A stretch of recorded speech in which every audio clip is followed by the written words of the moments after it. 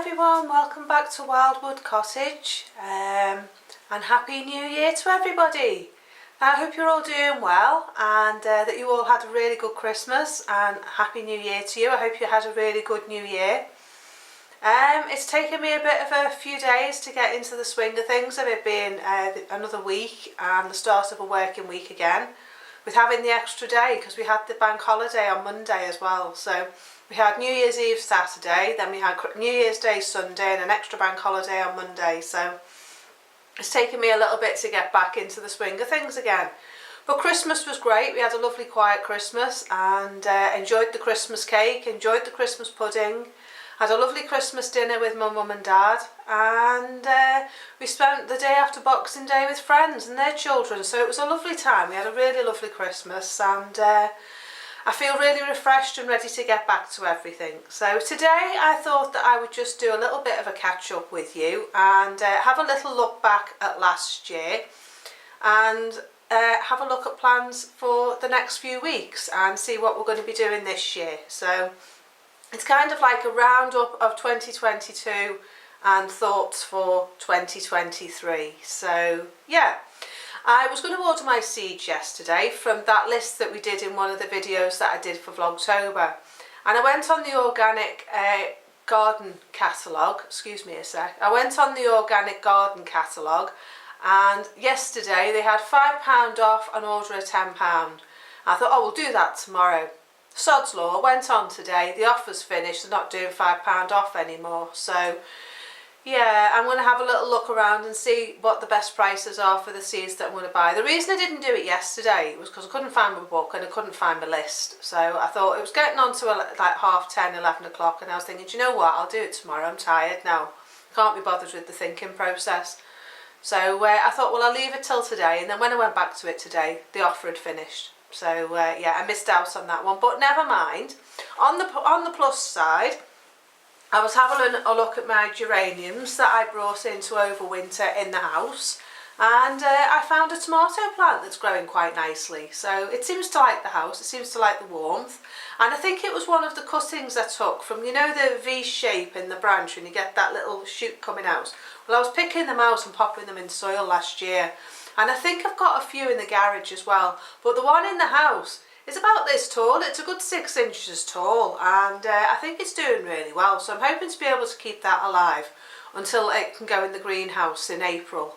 But if I can get away with it, I may not even have to sow any seeds for tomatoes because it's looking like they're going to do really well. And I think they were organic ones as well, so I may not need to sow any cherry tomatoes. But I do want to sow quite a few of plum tomatoes and things for going in my jars and canning, because I'm hoping to do that a bit more this year. But last year, let's start with a review of last year. It was my first year on YouTube, and I didn't put a video up until May, I think, April or May, something like that. I know that I started my other channel in March, but I think this one I didn't start until April or May. And I kind of went in all guns blazing. I did my diet videos and I did some garden videos and I did compost, and I didn't really seem to have any thought as to what I was doing, but it seems to have gone well. I'm not doing too bad, but I'd like to have a bit more order this year of what I'm going to be doing. And I did a little survey, and the people that took part said that they like me to do more frugal living stuff, so that I could do really well. So that's what I'm going to be doing this year, is a little bit more on frugal living tips. And the first one that I'm going to be doing today at the end as an extra video is making draft excluders from an old pair of jeans leggings and cutting out the drafts in the house. So I'm going to be doing that. I've already recorded that video, so that's going to be a little extra for you this week. And I'd like to do a little bit more like that of frugal meals and ways of keeping warm, ways of making candles, which I've already recorded a tuna can video for making tuna can candles, heaters, and yeah, just doing a little bit more of things like that for you. So, and a bit more in the garden as well, because I sort of didn't do much of what I wanted last year. I've got a fruit cage video that I recorded last year, so I'm going to put that together for you and put that on as well. And what else did I do? I've also got my polytunnel to do this year as well, which I'm hoping that the weather's going to dry up soon and I can get out in the garden and get that done, because I'd like to get that done by the spring, so that when it comes to planting I can start thinking about cucumbers and tomatoes and squash and strawberries and things like that I can grow in the polytunnel. So I've been putting it off because where I've got to position it, and the only place in the garden that's big enough is underneath two really big trees. But I'm just going to have to bite the bullet and just get it built, because otherwise I'm going to put it off and then we'll never end up getting it done. But I've got a knitting machine online for sale and on eBay, and I'm hoping that if I can sell that for the price that I want it, I'll be able to put the money towards a proper polytunnel and buy a proper metal framed polytunnel. And then if anything happens and any branches fall off them trees, it's not going to be as catastrophic as building a wooden framed one. So that's why I've been putting it off, because it's going to be built out of wood, and then it's going to have the hoops are going to be done with blue 25mm pipe, and then I've got the proper polytunnel plastic to go over the top. And I've been really reluctant to do it because I was thinking, if any of those big branches fall off and they fall on top of my polytunnel, it's just going to get squashed. But our house, our garden is surrounded by really big Douglas fir trees. So I can either say I'm not going to have one, or I can say I'm just going to take the risk, build it, see what happens, enjoy the food that I can get out of it, and if anything bad happens to it, I can always rebuild it, take the plastic off and rebuild it, because it's the proper plastic, and it means that I'll just be able to take that off and start again. So yeah, that's my thinking now anyway. So that's hopefully a plan for the next few weeks, get that done and get that built. I've got cuttings that I want to do of all my fruit, so I'll do a video and show you what I'm doing with that. I know it's a little bit late in the season, I should have done it in the autumn, but we didn't really have the weather for me to do it because we've had an awful lot of rain since October, and it really hasn't really stopped raining. We had the odd nice day, but we've had a lot of wind, and then at the end of November into December we had some really hard frost, and it's just really not been the weather. I went and found in the garden the other day some rosemary plants in tubs that I bought last year in Morrison's, and they were frozen, absolutely frozen solid, and the frost went 2 weeks ago now, but the pot is still absolutely frozen solid. So I've lifted that now and I've put them in the greenhouse, and I'm hoping they're going to thaw out for me. They've still got lots of green on them, there's nothing wrong with the plants, but as I say, it's just impossible to get out and do anything at the moment. It's like a bog, it's like a quagmire. Up by the chickens it's like Battle of the Somme, it's awful. So yeah, I'm going to have a think this year as well as to how I'm going to get on top of all the waterlogging in the garden. We've only got a very thin layer of soil and grass on top of the slate, and then it's just a dead pan of slate. It's like a slate bedrock under the whole garden. Some places are this deep, some places are this deep in soil, and then other places it's just like a really thin ribbon of soil over the slate.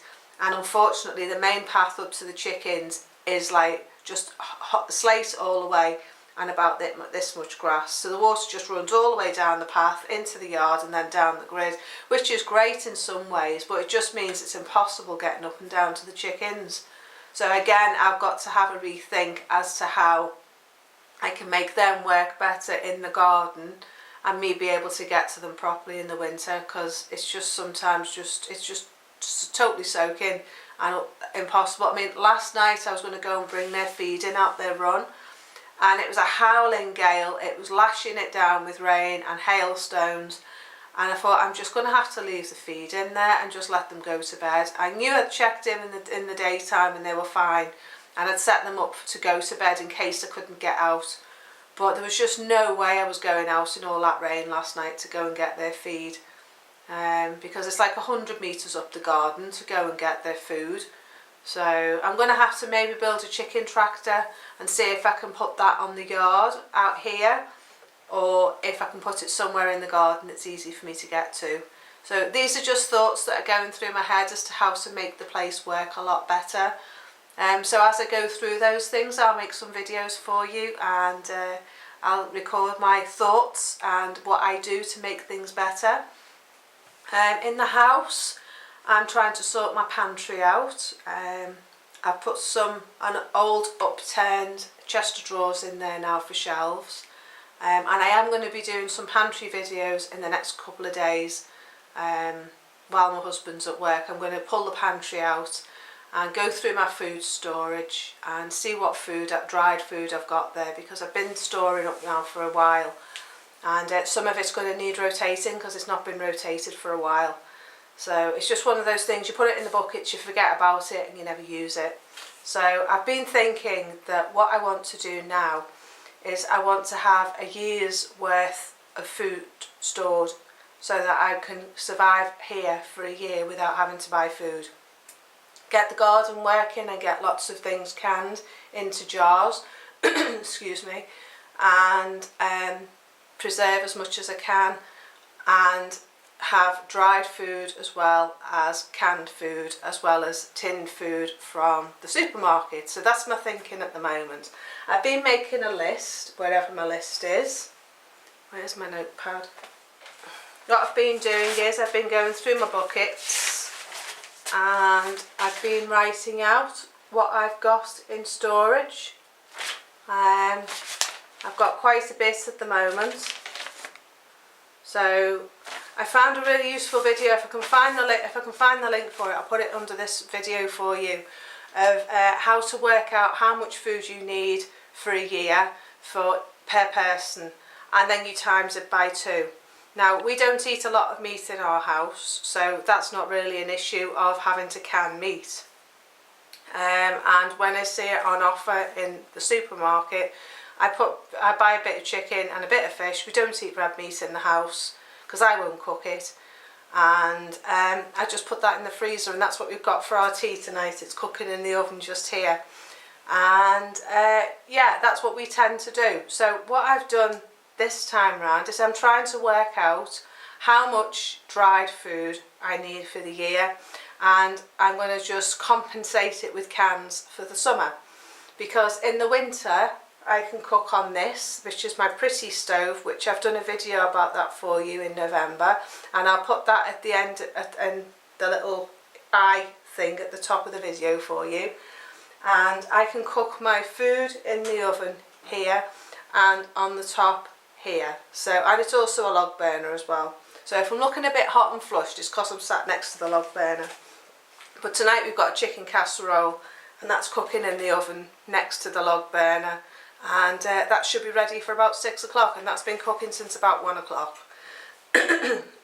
So yeah, I want to look at my food storage and see what I am going to do for food storage in the new year and in this coming year. And as I do, I'm going to do little videos for you here and there of what I'm buying to stock up my food pantry, how I'm going to keep it in my food pantry, and rotating the food that I buy so it doesn't go out of date, and topping it up. So I've been thinking of a budget as to what I want to spend each week when I go shopping, because we really don't spend a lot of money on food for ourselves each week, but I do buy a lot to be able to keep food in the pantry and in my food storage area, so we don't end up finding ourselves in a position where if we've got no money I can't put a meal on the table, or if we can't get out because of the weather, or because it's flooded down the road, or because we're snowed in, I can at least put a meal on the table. So you just never know what you're going to come up against and the reasons why you'll need to have food in reserve. So I'm going to be looking at that a lot more closely in the early months of this year, especially in January, of working out what I'm going to need to buy, how often I can buy it, and what my budget is going to be to top that up. Because what I don't want is to end up buying a load of food that I don't need and then find that goes to waste, and I could have spent that money on food that I will use, and that will be very useful to us. So, and it's also going to be then topped up with what I can grow in the garden. So that's my thinking with that one. So to start that one off, I bought on eBay, which I was very impressed actually with the price, because on Amazon it was going to cost me £24 and on eBay it cost me 20. and it's these dried chickpeas. You can see that. Now these are by wholefoodsonline.co.uk, and these were organic. These are organic, so I know that they're going to be non-pesticides, non-GMO, so I'm happy with that. It comes in a recyclable bag, which is even better. And I got 5 kilograms of organic chickpeas, and they were £20 including delivery. Now this is a really heavy box, and it came parcel force 24 as well, so it must have been at least £5 delivery for it to be sent. So because say I got 5 kilos of chickpeas for £15, so I'm very impressed with that. So that's going to go in my food storage. I know I've already got chickpeas in my food storage, so yeah, that's going to be very useful. So yeah, they're my thoughts for the year ahead. I'm going to try and do more on the yard with my fruit. I've got dwarf fruit trees. I've got a couple more in mind. There's a guava that I want to buy and get guavas off it. That's a dwarf. I've got peach, I've got apricot, I've got apple, I've got plum, I've got pear. I could do with a couple of cherry trees because I haven't got any. I've got one, but it's looking a bit sorry for itself. I think it's about time it was replaced. And maybe another bacon apple. Yeah, I'm thinking another bacon apple, another brambly bacon apple. So yeah, they're my thoughts for the house and for the garden and for what I'm going to be doing around here. I just thought I'd come along and say hello and share a few thoughts with you of what I'm thinking for the new year. My next video will be going up as well tomorrow, and that is the making draft excluders from leggings. So I'll be putting that on as well for you this week. But I just thought I'd come along and say hello. The other thing that I thought that I would say was the pretty stove is doing really well. It's been an absolute asset to our home. We've kept lovely and warm on it this winter since it's been so cold. We've had a lot of cold weather. I think at one point it went down to about -8. But we've been lovely and toasty. This room has completely changed. The whole use of the house has completely changed. Our life now revolves around sitting here and keeping warm in this room with this on. I don't really cook on my electric hob and my electric oven up there unless I'm cooking things like chips or pizza, roast potatoes, things that I can't, sorry, I thought there was someone at the door, things that I can't cook in this. But majority, I would say 85% of my cooking now is done on this. So I'm saving a lot of money by not using the electric hob. But yeah, feeling very happy about it. I'm so pleased that we've had it fitted. It is a brilliant little stove. I put wood in before I go to bed. I'll put 2 pieces of wood in before I go to bed. And because I don't like to load it up too much. I don't want to warp it. I'm worried about damaging the thing. But if I do that about 11 o'clock, half 11 at night, when we come down in the morning about 8, half 7, 8 o'clock, it's still lovely and warm in here, like the heating's been on. So yeah, it's definitely an asset. And sometimes we're sat here and it's like, can't take any more layers off, I'm roasting. So we have to open the door then to the hallway, and then we let the heat out into the rest of the house. So it is definitely warmer downstairs now. And the room above here is drying out now from the wet that we had in this chimney breast. So yeah, I would highly recommend this pretty stove if anyone's looking to buy one. It's been brilliant. As I say, I do all my cooking on it now. It's a great cake oven. I made my Christmas cake in it. I made my Christmas pudding in it. I'm making a casserole in it. It takes a bit longer. You have to think further ahead with your meals. Like if I'm doing a casserole, I have to think, right, it's got to go in at lunchtime. Or if I'm doing like simple thing like baked beans or peas, then I've got to think and allow like 10 minutes for them to cook instead of 5 minutes for them to cook. But everything cooks slow, so it cooks nicer, if you know what I mean. It doesn't burn it, or it doesn't catch and then burn to the bottom of your pan. It's an awful lot better I mean, we had some cottage pie left, a lentil cottage pie that I made the other day, and I put it in a little Pyrex dish and sat it on the top here. I got on with my housework this morning, and then I had my lunch about 1 o'clock, and it was lovely. It had warmed up lovely. It warmed it up from the bottom, so the mashed potato wasn't cooked boiling hot, but it was lovely. It was a lovely meal. So yeah, I'm really impressed. I'm really pleased. We even heated our mince pies up on this in the summer, in Christmas, which was great. If you just stick them at the back of the stove there, it just warms them up from the bottom, and then after about 2 minutes you've got a nice warm mince pie. So gone to the microwave's gone out the kitchen now. I don't need it. So yeah, I'm a very, very happy lady. I'm a happy lady with my pretty stove. I'm a happy lady with how warm the room is, and I'm a happy lady that it's the new year and I can start thinking properly about my YouTube channel and what I'm going to be doing. So I know it's been a bit of a waffly one today, but I just thought I'd come and catch up with you, say hello, wish you a happy new year, and just say that I hope the year ahead is very blessed for you, and you have lots of good things in store for the year to come. So yeah, anyway, I'm looking forward to getting back in the garden when the weather's dry, and I hope you enjoy my leggings draft excluder video. So I'll see you in the next few days. Take care. Bye for now. Bye bye.